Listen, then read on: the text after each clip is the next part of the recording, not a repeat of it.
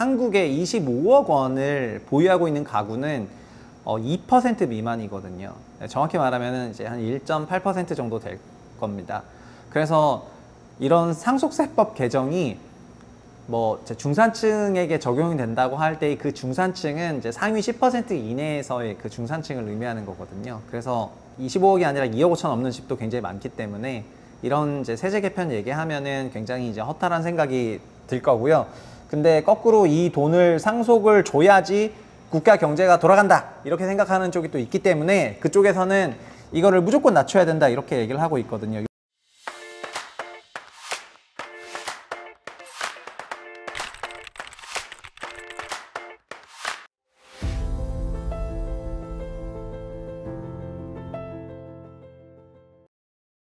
안녕하세요, 최부심입니다. 오늘부터는 한 주간의 주요 뉴스를 네이버 프리미엄 콘텐츠에 정리를 한 거를 같이 보면서 이런 뉴스가 있었다 그렇게 얘기를 나눠보는 시간을 갖도록 하겠습니다. 이번 주 나왔던 굉장히 중요한 뉴스들은 이런 건데요. 일단 가장 컸던 거는 세법 개정, 25년 만에 그 상속세를 건드렸던 세법 개정이 여러 차례 바이럴이 된 것 같습니다. 그래서 자산 17억 이하는 상속세를 안는다 이런 타이틀을 갖게 됐고요. 그리고 마이너스 성장률, 한국 경제 2분기 GDP가 마이너스 0.2%로 나오면서 마이너스 성장률에 진입을 했습니다. 근데 한은에서는 좀 변명을 했는데 뭐 뭔지 알아보겠고요. 트럼프가 주말간에 있었던 미국 내슈빌에서 열렸던 비트코인 행사에서 Make America Bitcoin Again 얘기했고 Never Sell Your BTC, 절대 팔지 말라 이렇게 얘기했고요. 그리고 부동산에서도 이 뉴스가 조금 관심이 가는 건데 서울 아파트 강세에는 지속이지만은 거래량이 이제 7월 말 8월 되면서 좀 줄어들고 있다. 이제 그렇게 이런 얘기들이 나오고 있습니다. 그래서 요 내용 위주로 조금 살펴보겠습니다. 먼저 세법 개정부터 보시면은 25년 만에 세법을 개정을 했고요. 이번에 가장 크게 손질된 것이 뭐 다 아시겠지만 상속세입니다. 그래서 상속세는 보시면 최고 세율이 현행 50%인데 40%로 인하를 했고요. 그리고 10% 세율이 적용되는 구간이 1억에서 2억으로 이렇게 확대가 됐습니다. 그리고 자녀 1인당 공제금액, 이게 제일 컸는데 자녀 1인당 공제금액이 5천만 원이었는데요. 이제 5억 원이 됐습니다. 그래서 다자녀 가구에게 정말 상당한 혜택을 주게 되었습니다. 이렇게 공제된다면 이제 자녀들한테 집 사라는 거죠. 그냥 부모가 자녀한테 이제 이렇게 해서 줄 테니까 집 사라. 뭐 이러려고 이제 공제해 주는 거죠.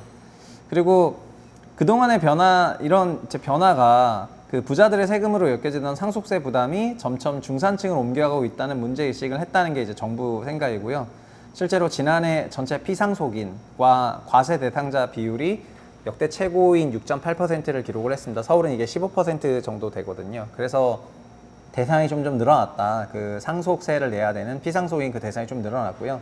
그럼 만약에 이렇게 고치게 되면은 당연히 상속세 부담이 줄어들고 25억 상당의 아파트를 상속받는 4인 가구, 부부랑 이제 자녀 2명의 경우에 이제 조부모가 돌아가셔서 그런 경우에 현행 제도에서는 4억 4천의 상속세를 내지만 이제 개정안을 적용하면 1억 7천만 상속세를 내게 되고요.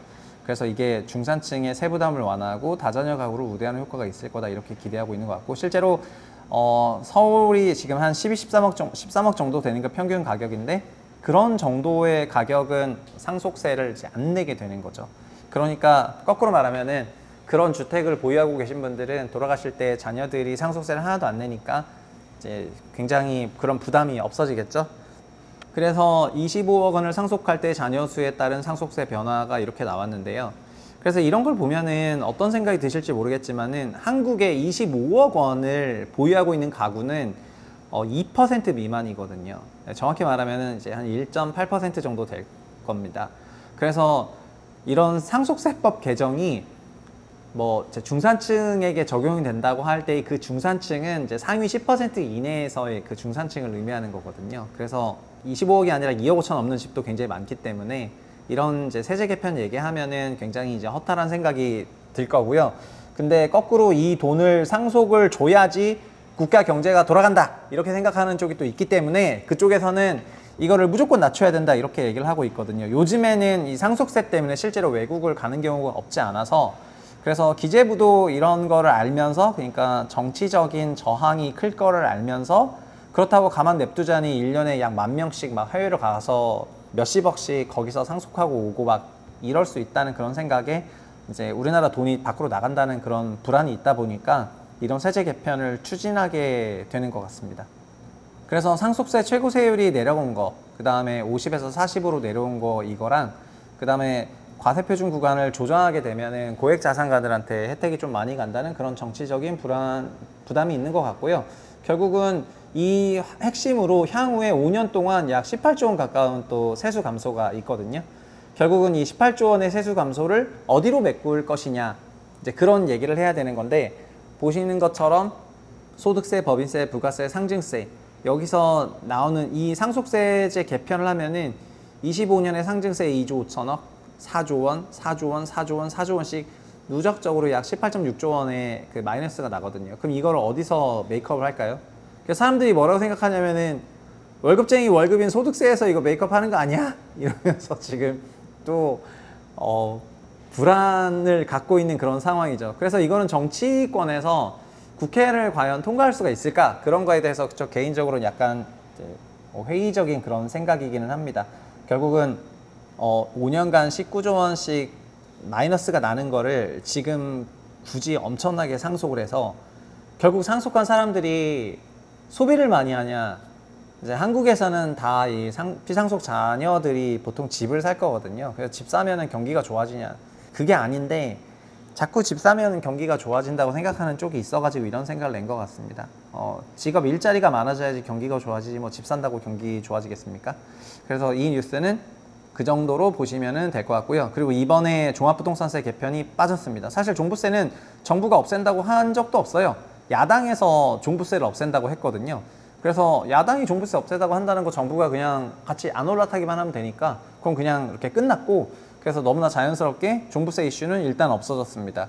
종부세는 정말 야당이 추진하고 싶으면 추진하면 되는데 지금 야당은 전반적인 그 정책의 어젠다를 선정하지 못한 그런 상태라고 생각해서 크게 신경 쓰고 지켜볼 그런 포인트는 아닌 것 같습니다. 그리고 두 번째는 정부가 발표했던 세제 개편으로 건설사도 살린다 이런 내용이고요. 이거는 인구 감소 지역이나 주택의 지방 악성 미분양을 취득할 때 과세 특례를 제공하는 방안이 이번에 포함이 되었습니다. 그래서 기존 1주택자가 인구 감소 지역에 공시가 4억 이하 주택을 사거나 비수도권의 중공업 미분양 주택을 취득하게 되면은 양도세랑 종부세에 대해서 1세대 1주택 특례를 적용해준다 이런 거거든요. 근데 지금 시장은 종부세 다 없앨 거라고 생각하고 이러기 때문에 이런 것들이 크게 작동을 하지는 않을 것으로 생각을 하고요. 그래서 현행 세법이 돌아간다고 치더라도, 이런 것들이 돌아간다 치더라도 지방부동산 약세를 돌리기는 어렵다, 그렇게 판단하겠습니다. 대합뉴스를 가볼게요. 그 다음에 우리나라 성장률. 우리나라 성장률 속보치 기준으로 24년 2분기 GDP가 마이너스 0.2가 찍혔습니다. 보시면은 22년 4분기에도 마이너스 0.3이 찍혔었기 때문에 그리고 이게 실질이잖아요. 여러분, 이거 실질이랑 명목 개념을 진짜 잘 구분하셔야 되는데, 물론 실질이 중요하죠. 실질이 발표할 땐 되게 중요한데요. 근데 실제로는 명목이 훨씬 중요해요. 명목이 훨씬 중요합니다. 뭔 얘기냐면은 부동산이 있어요. 부동산이 10억 원짜리였어요. 10억 원짜리였는데 8억 됐다가 다시 이제 10억이 됐어요. 그럼 명목으로 10억에서 8억에서 다시 10억이 됐잖아요. 그럼 사람들이 어떻게 생각하냐면은 명목상 이게 본전이 됐다고 생각을 해요. 10억에서 8억 갔다가 다시 10억이 되면 본전됐다 생각하고요. 거꾸로 10억에서 8억 갔다가 10억 3천이 됐다. 그러면 올랐다고 생각해요. 명목으로 비교하기 때문입니다. 인간은 명목으로 비교하게 돼요. 연봉도 똑같아요. 내가 연봉 5천만 원 받다가 내년에 5,300만 원 받으면은 연봉이 올랐다 이렇게 얘기를 하지, 물가 상승률이 3%니까 내 연봉은 실제로는 빵원 안 올랐다 이렇게 얘기하진 않거든요. 우리 모든 대화는 다 명목으로 대화하고 있습니다. 근데 이제 이런 통계는 그 물가 상승률을 차감한 실질로 발표하기 때문에, 그래서 여기 밑에 물가 상승률이 있는 거겠죠. 현재 우리나라 소비자 물가 상승률 2%대거든요. 그러니까 명목으로는 이제 상당한 성장이 있는 겁니다. 그럼에도 불구하고 그런 실질로도 0.3, 0.2, 0.1, 1분기 때 1.3이었는데 2Q 0.2가 나와가지고 지금 올해 2분기 GDP가 전분기 마이너스 성장을 했습니다. 그래서 마이너스 성장했다고 무조건 뭐 세상 망한다 이렇게 절대 생각하지 말라, 그런 말씀을 드리겠습니다. 근데 내용이 안 좋아요. 마이너스보다. 이게 뭐냐면은 민간 소비 빠졌고요. 그 다음에 정부는 지출 좀 늘렸고요. 2분기에 진짜 1분기도 그랬지만 1분기에 이렇게 많이 튄 게 선거를 앞두고 정부가 지출 좀 크게 의식했던 게 있는데 2분기 보시면은 건설 투자 마이너스, 설비 투자 마이너스, 지식 생산 마이너스, 즉 결국 수출 수입인데 수입이 더 많았거든요. 그래서 보시면은 지금 민간 소비가 위축된 거, 이것도 결국에는 큰 의미를 내포하고 있는 건데, 이런 부분에서 마이너스가 나오니까 소비 안 좋고 투자 안 좋고 뭐 이러니까 뭐 돌아서겠습니까? 돌아서 가지고 이게 마이너스 나오니까 구성이 좀 안 좋다, 그렇게 보시면 될 것 같습니다. 기본적으로 승용차, 의류 등 재화 소비 부진하고 민간 소비 0.2% 줄었고요. 그 다음에 설비 투자, 반도체 제조, 장비, 기계, 건설 투자 이런 게 다 감소를 하고 있습니다. 지금 지방의 건설 경기가 안 좋으니까 건설 투자액 자체는 앞으로 좀 더 감소하지 않겠냐 이렇게 생각을 하고요. 다만 뭐 3기 신도시나 이런 걸 착공하게 되면 수도권을 베이스로 반등이 나오겠죠.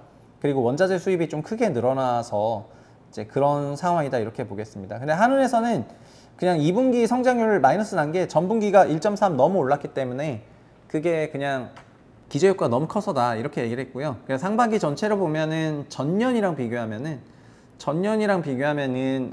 지금 2.8% 성장했다 이렇게, 이 말이 맞죠. 우리의 1Q가 너무 높았어요. 이게 1Q가 너무 높아가지고 이거 대비 기저가 플러스로 나오기가 쉽지 않죠. 그러니까 어차피 면적이 다 플러스라고 하면은, 그래서 기저가 너무 높아서 마이너스가 나와서 아직 우리나라 경제가 좀 짱짱하다 그렇게 생각을 하는 것 같습니다. 그리고 올해 1Q가 너무 높아서, 근데 한은은 올해 연간으로는 2.6, 2.5 이렇게 주고 있는데 이 정도는 도달할 것 같습니다. 하반기에 좀 위축된다 하더라도 성장률 자체는 이렇게 올 것 같다 이렇게 말씀드리겠고요. 다만 4분기에 뭐 PF 정리하는 그런 게 있으니까 좀 더 내려서 볼 필요가 있지 않나 개인적으로 그렇게 조금 생각하고 있습니다. 3, 4분기에 아마 0.7씩, 이거 약간 쉬워 보이진 않는데 요거보다 좀 더 낮게 나올 것 같네요. 이제 그렇게 이제 판단을 하고 있습니다. 그리고 트럼프가 내시빌에 가가지고 비트코인 행사 때 연설한 거는 제가 부동산 세미나로 별도 주제로 따로 뽑아서 길게 말씀드리겠고요. 그래서 이 내용은 넘어가도록 하겠습니다. 그리고 마지막 뉴스인데요. 사실 뉴스 더 많이 있지만 이 뉴스를 마지막으로 전달하겠습니다. 너무 시간 길어지면 안 되니까. 일단 서울 아파트 시장이 강세로 가고 있는 건 맞는데 요즘에 거래량이 다시 조금 위축이 되고 있다고 합니다. 그거 너무 올라서 그런 거죠. 너무 올라서 그런 거고요. 그래서 일단 기본적으로 그 주간 가격세가 서울이 이렇게 치솟는데 이렇게 0.1을 넘어서 치솟고 있고, 이 정도 상승은 지난 5년 동안 본 적이 없습니다. 전세는 이제 상승률이 둔화가 됐어요. 물론 0.18로 여전히 너무 높고 전국 상승 다 서울이 끌고 간 겁니다. 근데 서울 아파트 거래가 아시겠지만 이제 계약일 이후에 30일 이내에 신고를 해야 되는데 6월 달에 조금 이제 올라가고 그 다음에 7월에는 생각보다 숫자가 좀 적다 이렇게 나오는 것 같습니다. 그래서 아마도 그거는 뭐 6월 아시겠지만 6월 1일이 그 세금 과세 부과하는 기준이니까 6월 달에 좀 거래량이 튀는 경향이 있거든요. 그래서 7월부터는 그때만큼 튈지 말지는 좀 더 지켜봐야 될 것 같고요. 다만 지금 국토부가 발표하는 그 주택 매매 거래량을 보면은 서울이 좀 강세로 전환하면서 올해 2, 3월 대비해서는 확실히 많이 올라온 것 같거든요. 그래서 한 7, 8점 건 정도 제 생각에도 좀 피크 찍고 그 다음에 하반기로 가면 갈수록 다시 거래량이 조금 떨어질 걸로 그렇게 생각하고 있습니다. 제 기준으로 시장에 대해서는 이번 주 세미나 영상을 통해서 또 따로 말씀을 드리겠지만 그걸 통해서 제가 보고 있는 시각은 말씀드리겠으나 하반기로 가면은 거래량이 조금 위축될 것 같고요. 그리고 이 외에도 많은 뉴스들을 준비했는데 제가 막 영상당 30분, 40분 넘었을 때는 부담이 조금 크실 거라 생각해서 이렇게 네프콘으로 좀 정리를 다 해놨거든요. 그 다음에 네프콘도 구독해 주시면 감사하겠습니다. 다음 시간에도 한 주간 주요 뉴스들은 앞에서 좀 따로 얘기를 하고요. 별도로 꼭지를 이거는 세미나로 만들어야 되겠다. 그거는 이제 부동산 세미나 영상으로 만들어서, 그리고 이건 너무 중요해서 얘는 분석왕으로 다룰 정도로 좀 인덱스하게 영상을 만들어야 되겠다. 그러면은 그렇게 만들겠습니다. 결국은 전체 뉴스풀 중에서 주요 뉴스 추리고 그 중에서 좀 중요하다 생각한 거는 좀 별도의 한 15분짜리 분석 영상 만들고, 그리고 진짜 이거는 몇 달 혹은 1년 이상을 계속해서 좀 알아둬야 될 뉴스라고 생각하는 것들은 그런 건 분석왕을 통해 가지고 좀 뎁스 있게 다뤄보는 그런 방식으로 채널을 운영할 거고요. 그래서 시작은 네이버 프리미엄 컨텐츠의 텍스트를 베이스로 운영을 하고 유튜브에는 부동산 세미나랑 분석왕을 업로드하고 이런 방식으로 운영하겠습니다. 제 채널을 구독해 주시는 많은 분들이 계셔서 제가 이런 일을 계속 하는 건데 네프콘도 계속 구독해 주시면 감사하겠습니다. 게다가 지금 이벤트를 또 하고 있으니까요. 댓글로 이벤트 보시고 참여해 주시면 감사하겠습니다. 감사합니다.